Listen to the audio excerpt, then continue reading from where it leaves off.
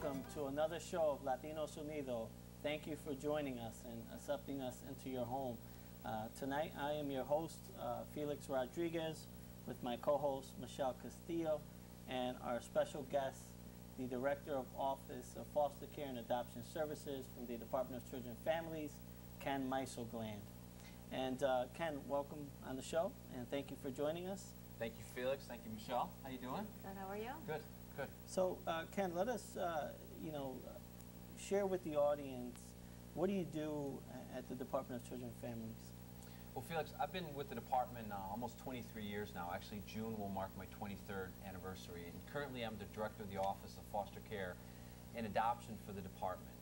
My office oversees the licensing, recruitment, training, and support of well over 2,400 licensed foster and adoptive families around the state. My staff also oversee our therapeutic foster care program, which is the program to place children who have the most complex, specialized needs into the most highly trained homes that are licensed and supported by our private providers. And a couple other parts of our unit up in Hartford that people may not necessarily know about is that we also oversee the adoption units and the adoption resource exchange. Each year the department completes over 500 adoptions of children and over 300 transfers of guardianship of children to be placed into permanent homes. And those staff oversee and monitor those permanent placements and then manage the ongoing subsidies of children. And lastly, the office is quite busy. We have our Interstate Compact office who oversees placement of children into Connecticut and across state lines. So certainly it's a very busy time, but a really great job to have. Wonderful. Thank you, Ken. So tell us a little bit about the kids in care. What are the sort of the populations that you serve? What are some of the needs that you currently have in the office that you oversee? Sure. Well, the Department of Children and Families is the state agency mandated to investigate child abuse and neglect and provide services to families that in fact are reported to us. At the same time, the department is also in charge of prevention services for the state, the lead children's mental health agency, juvenile justice services for children, and multiple other things. Predominantly, our work is centered around protecting children who are abused or neglected. And each year, through the Child Abuse and Neglect Hotline, the department receives over 90,000 calls regarding allegations of abuse and neglect, of which about 40,000 actually turn into reports. Of those, we know that in about 3% of the cases, unfortunately, children have to be removed from the home due to very, very extreme, unsafe conditions and have to come into state custody in order to be protected. Thank you, Ken. Now, we know there's a belief that kids that are placed with relatives are more likely to succeed and have better outcomes. Can you tell us a little bit about what the department is doing to pursue, to recruit more relatives to become foster parents and take these kids on? That's a great question. What I think we all need to understand about our work is that children who have to be removed from their home are the most vulnerable and oppressed children in society. They are not safe, unfortunately, to be with their parents due to untreated and ongoing serious mental health conditions where a parent cannot take care of themselves and especially take care of a young child, active chronic domestic violence, substance abuse, perhaps all manifesting in homelessness, children not going to school, multiple factors. So you can imagine how detrimental and how horrible it is and traumatic it is for a child to have to be removed from their home. So the first place that we always look, if in fact we cannot have children remain in their birth parents' home, is to place them with relatives. And over the past year, the department has had a significant initiative to place more children into relative care. Why? For exactly the reasons that you said, in that we know both nationally and in Connecticut, children placed into relatives' homes achieve greater permanency, have less placement disruption, do better in school, do better emotionally, and most importantly, you keep them with people that they know during one of the most, if not the most traumatic times in their lives where they need to be separated from their families. Entonces, Aquí estamos hablando hoy del Departamento de Familia y de Niños. Y lo que está explicando el señor aquí, el director, es que 3% de estos casos, los niños están removidos de sus casas. Y sabemos que estos niños son los niños que más vulnerables son y los que más problemas tienen mentales, porque vienen de casas que usan droga o alcohol, vienen de casas donde la limpieza no es la prioridad. Y en cuanto a en el último año, el Departamento de Niños y Familia han cogido una iniciativa de priorizar que estos niños lo pongan en casas de sus familiares, porque han encontrado que los niños que se ponen en cuidado de otro familiar, en cuanto sea hermano, tía, tío, abuelos, son los que más han podido sobrevivir y sobrepasar esta etapa de su vida más difícil, lo cual es remover a un niño de su casa. Y el departamento obviamente no saca a un niño porque quiere, sino porque las condiciones en verdad le afecta el crecimiento del niño. Thank you, Michelle. So Ken, tell us a little bit about congregate care. What does that mean? What does that look like? Well, the term congregate care is attached to a placement of children who are in non-family settings. For example, children in temporary emergency settings, group homes where perhaps 5 or 6 or up to 12 boys or girls, young men, young women live at the same time. Residential facilities where upwards of 30 or 40 individuals live at the same time. But really what congregate care is characterized as is a structured living environment for children who in fact cannot remain in their homes or whose behaviors, cognitive faculties, psychological issues, emotional struggles really prevent them from being able to be in a family setting. Now, what we all have to understand is that of the 4,400 children currently in state custody, by the way, which is one of the lowest numbers of children in state custody in well over a decade, we have about 3,100 of those children placed into families. Of those 3,100 children, about over 1,000 are actually placed with relatives, which goes to your point earlier about relative care and the importance of that. So what we're really left with is about 1,300 children in congregate care, but again, one of the lowest numbers of children in congregate care that we've seen in a very long time. But what we have to remember is that when you are in a congregate care facility, the same people that put you to bed at night are not the same people that you wake up to. You walk into shifts of workers, you don't walk into a family. You walk into paid staff versus a home that is opening their doors to you. And what we have seen over time is that children, unfortunately, who are removed from a family and do not either stay in a family or quickly move back to a family, learn non-familiar behaviors, almost learn to be institutionalized, and therefore it's that much harder for them to go back into society, into a home, when in fact they are ready. Now, we also understand and recognize in the state that there are a good number of youth that will require a congregate care setting at certain periods of time during their placement due to the behaviors and the difficulties that they have. So we really need to think of congregate care always as short-term treatment, a short-term placement, while we are working expeditiously to get children into family settings. Entonces lo que el señor está explicando es que hay otro tipo de cuidado que se llama congregate care, y es un cuidado temporario que los niños que están en este cuidado es temporario y no necesariamente es un cuidado de un familiar ni es con la misma persona. A veces tienen que entrarlo en instituciones, lo entran en casas de familia donde donde lo pagan para tener los niños y un día amanecen ahí y el otro día amanecen en otro sitio. Y lo que está pasando es que estos niños se acostumbran a estar bordeados o alrededor de personas que entran a trabajar. No son personas que han abierto su puerta por amor. Y eso es difícil para el niño seguir una vida normal sabiendo que la misma persona que con quien ellos se acuestan de noche no es la misma persona que viene de día. Y eso es algo difícil para un niño que está ahora desarrollando su mente y su personalidad. También él nos dijo que hay 4.400 personas ahora en cuidado de foster care, lo cual ha sido el nivel más bajo que ha habido en más de 10 años. Y de estos 4.400 personas, hay 3.100 en cuidado de familiares.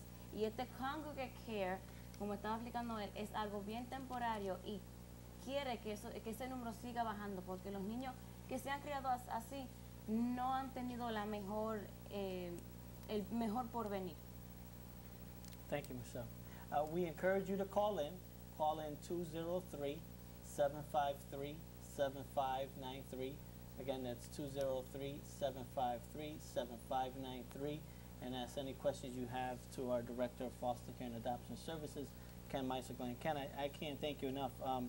Great information, useful information. So if I am interested in becoming a foster parent, because I'm sure there's many folks in the audience that are interested in foster care, what are the first steps that they have to take in order to become a foster parent? Sure. What we want anybody in the public to know is that really the first step is asking yourself to simply pick up the phone and contact us. And what we want to do is you want to dial 1-888-KID-HERO, 1-888-KID-HERO. We have operators standing by that can answer your questions in regards to anything about our system. And maybe after the call, I can go into even more detail about what that process entails. Thank you, Ken. Hello, caller, you're on the air. Yeah, thank you. I got a question for Ken. His name is Ken? Yeah. Yes. A few years ago up in Stanford, there was a lot of drinking and drugging between me and my first wife, right? And I lost my daughter. She's been adopted. Okay. I got a birth certificate and I got a social security number on her, and I'm trying to find her. I was wondering if you could tell me how I could do it. Sure. If I heard the caller's question correctly, he is looking for to regain contact with his daughter, whom was placed by our department years ago and actually was adopted by another family. Callers, is that correct? Yes, it is. Okay. And certainly, thank you very much for calling in. What you can do. I was young and everything. Me and my first wife, right? And nobody helped me with the court issues or anything. Okay. And and it's been a close. She's like 35 years old now and everything. I'm clean and sober. I'm married now and everything, and I'd like to meet her again if I could. Sure. What you can do is you can contact our Adoption Resource Exchange at 1-860-550-6300. 1-860-550-6300, and ask to speak to somebody in the Adoption Resource Exchange in the search unit. We have staff that will talk to you, search our records to determine where it is that in fact we have record that your daughter was placed, and in fact we can outreach to the family and to her to determine if in fact there is a willingness and an openness on her part to come forward and regain contact with you. All right, great. Or thank you. You could contact that department, at least send perhaps a letter or something that we then could forward to her if in fact those records are still available to us. All right, great. Thank you for your call. Thank you very much for Thank you calling. very much for the help. Thank you, no problem. Great call. It's a great call. It's a hard call to make, but I think the reality also of our department is that we want to encourage involvement of birth families every step of the way when a child is placed into foster care, because we are looking at foster care placements as temporary placements until a family gets stronger, they work through their issues, and the child can go home. Well, let me give, I got to give that caller credit. He acknowledged his previous mistakes and learned from those mistakes, and now he wants to make amends for those mistakes. And so I give the caller a lot of credit and courage for outreaching. So going back to becoming a foster parent, we call this 188-KID-HERO. Is it really hard to become a foster parent? You know, Felix, it's not, and that's a myth that we're trying to dispel. We want people who love kids. It doesn't matter how much money you make. It doesn't matter how big your house is.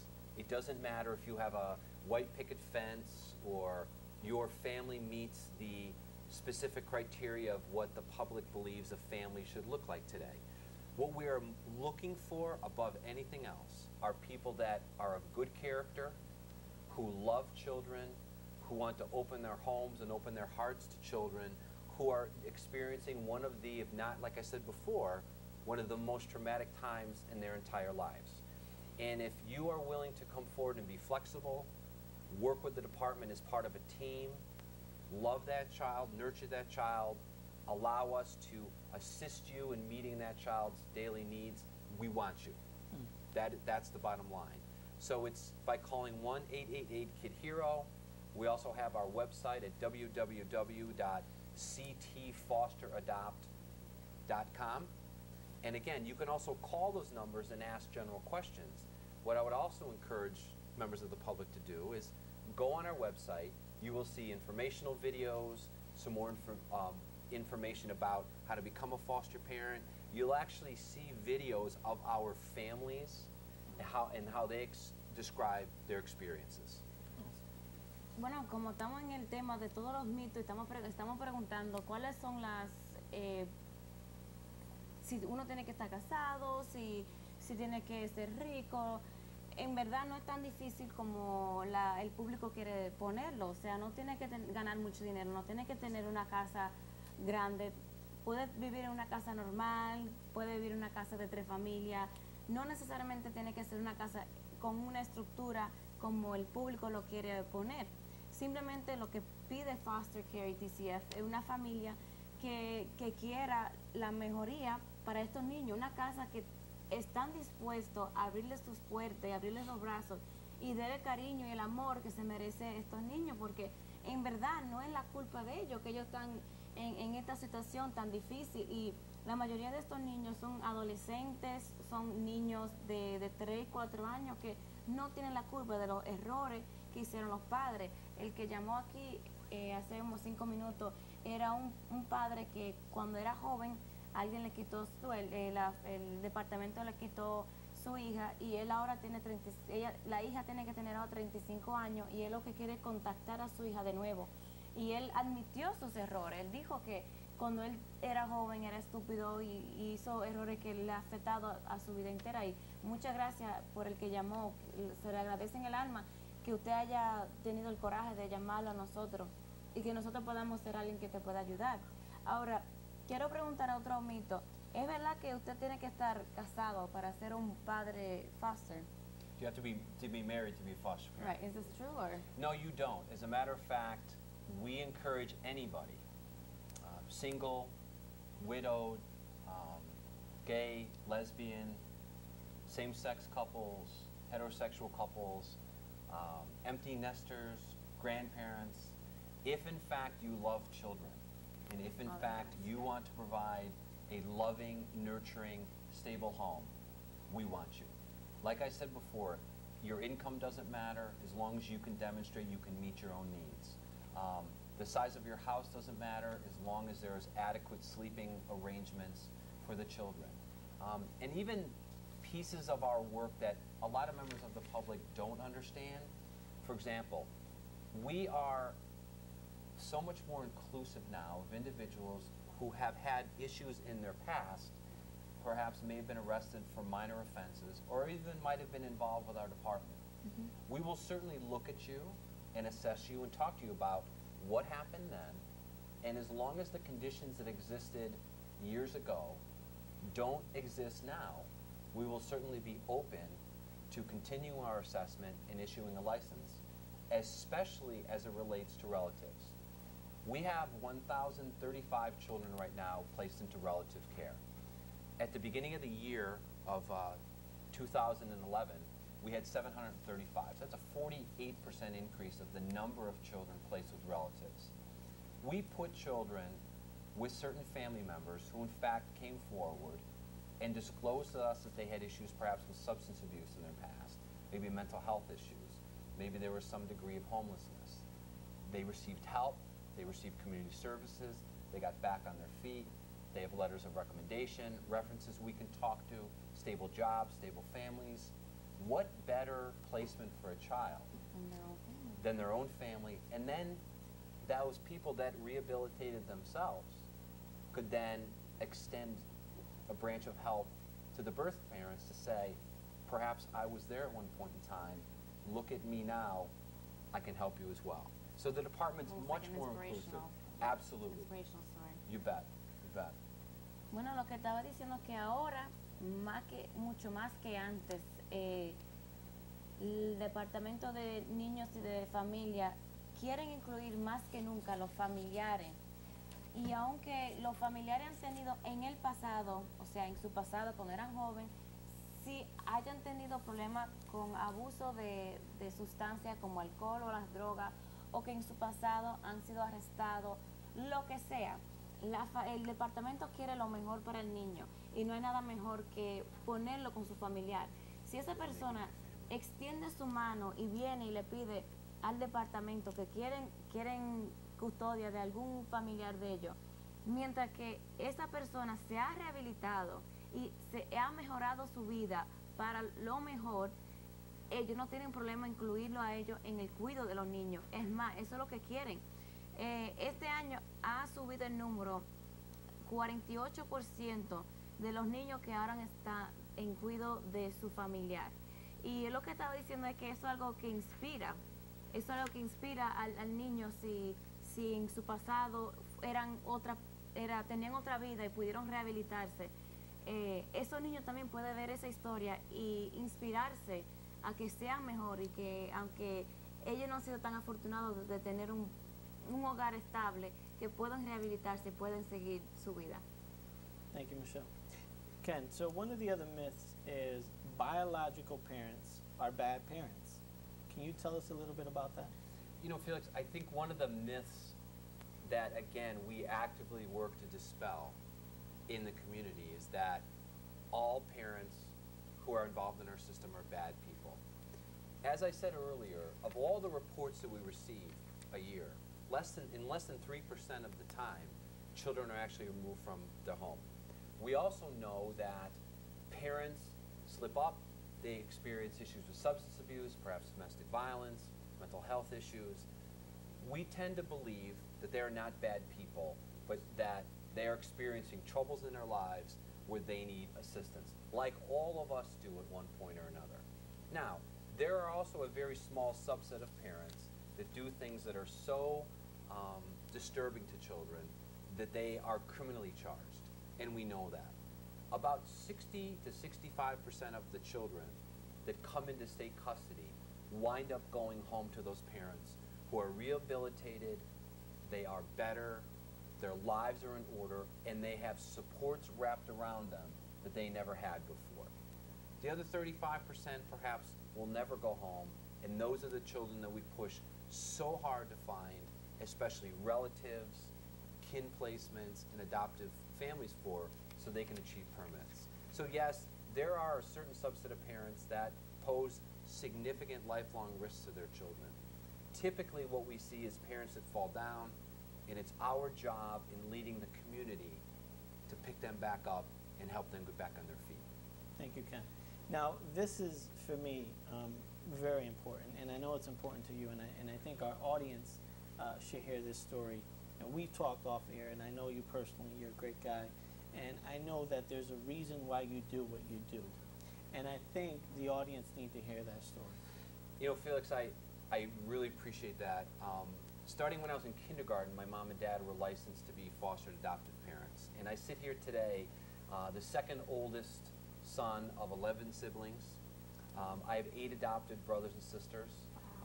My brothers and sisters came from, unfortunately, some of the most difficult, disturbing backgrounds that even as a 23-year professional, I've even heard about. But I'm also sit here embodying the values and the principles of the department, and I can tell everybody from firsthand experience that if you love children and you're willing to work with us as a team, and you will never ever give up on one of our kids, I have seen firsthand the unbelievable strides my siblings have made, the productive lives that they lead, the fact that from the minute they came into our home, we all considered ourselves family, and I would never have exchanged that upbringing for anything. As a matter of fact, people ask me, well, imagine where your siblings would be without you, and I say, no, no, no. Imagine where I would be without them. So if you're thinking about adoption or foster care, maybe don't think about 8, maybe just think about 1. Our adoptive and foster parents every single day change a child's life. Absolutely. It is just that simple. They change lives every day during the time when a child is experiencing the most difficult time in their lives. Wow. Thank you, Ken. And again, to become a foster parent, or to inquire, it's 1-888-KID-HERO. 1-888-KID-HERO or www.ctfosteradopt.com. Just make the call.